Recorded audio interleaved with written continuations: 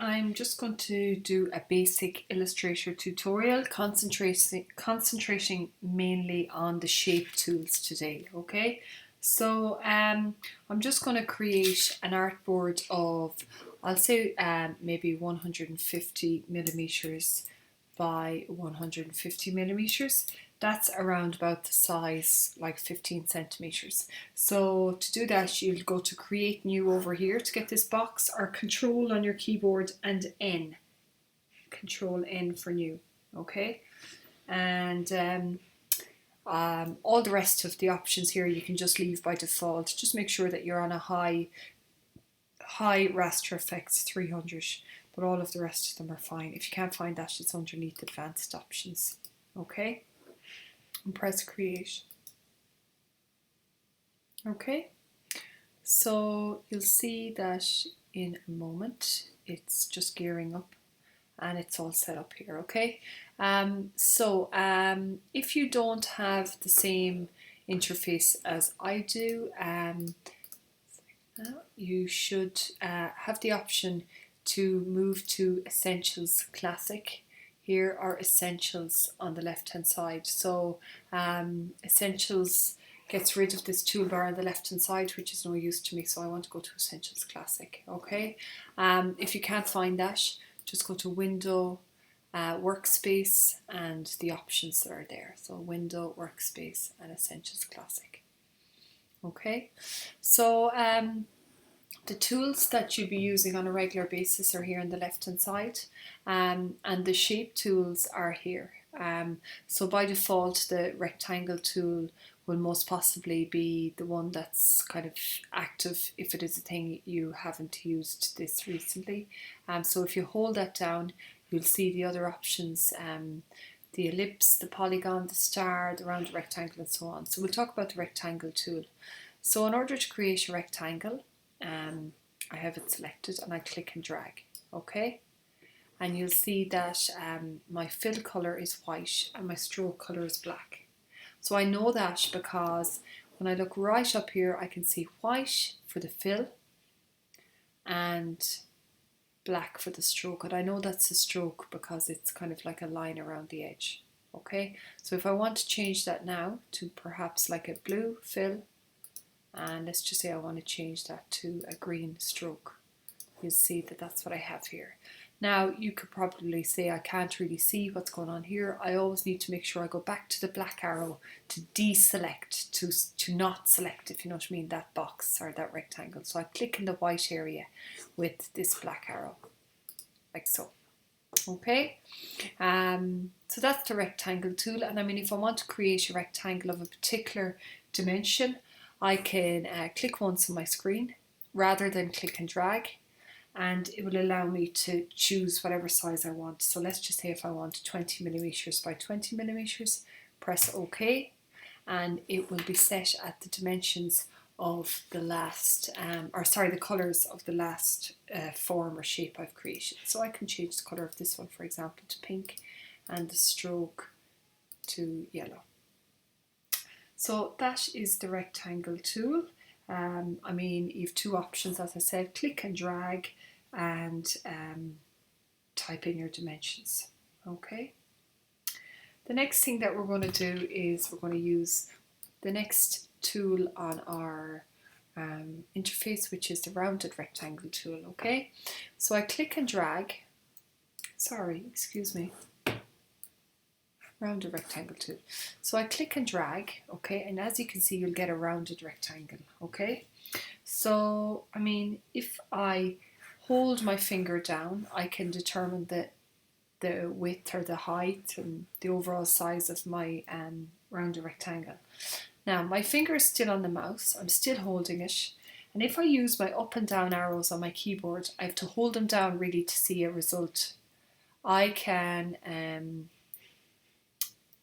determine the corners of that shape. So very easily, I mean, again, I'm getting back to this shape, up and down arrows, down arrow squares it out, up arrow really rounds it out. Okay, so it almost becomes like a circle sometimes. So it might take a little bit of practice just to get the hang of that, to get it either squared, and you must hold your finger. And when you're holding your finger on it, you will see the numbers changing on the radius, just beside your cursor, your mouse cursor will say. So that will kind of determine, you can see the radius here at the moment is going smaller and smaller and smaller. So it's becoming something like that. So I've literally had my finger on that for a few moments. So yeah, and again, if I click once on the screen, I can kind of determine the size of the rectangle myself. Again, 20 by 20, and I can, if I have a particular radius at the corner, I can allow that as well. Okay, so and again, I can change the color.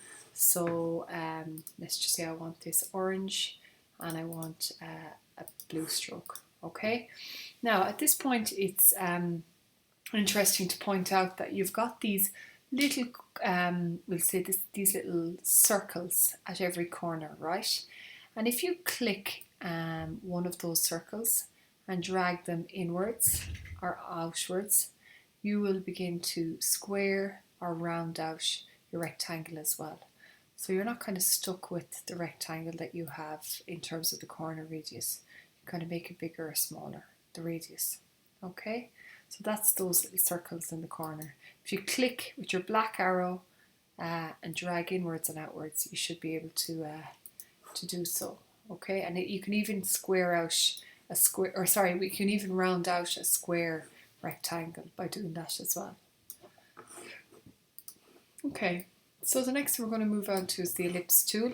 I suppose an important thing about all these things, these shapes, is if you hold the shift key, you get a perfectly symmetrical shape. So as you drag, if you hold the shift key with your finger, the shift key is underneath the caps lock, you'll get it perfectly in proportion. Otherwise you'll have a kind of a flatter or taller, or it'll be very difficult to get it symmetrical. So if you hold the shift, it'll 100% be symmetrical. Again, you can change your colour like so, and your stroke like so. And if you again click once on the screen, you can decide if it's like 20 by 20 again, and that's the size for it. Okay, so there are all the shapes, and some of these guys started off as squares or rectangles, and we rounded them out. So we've been just having a little bit of fun with all this. The next thing is the polygon tool. So again, you're holding down this key, this tool, we'll say, till you get to the polygon tool. And when you click and drag, you can increase or decrease the number of sides on your shape by using your up and down arrow. Okay, so, and if you kind of drag inwards and outwards, you'll be able to determine the size. Okay, like so.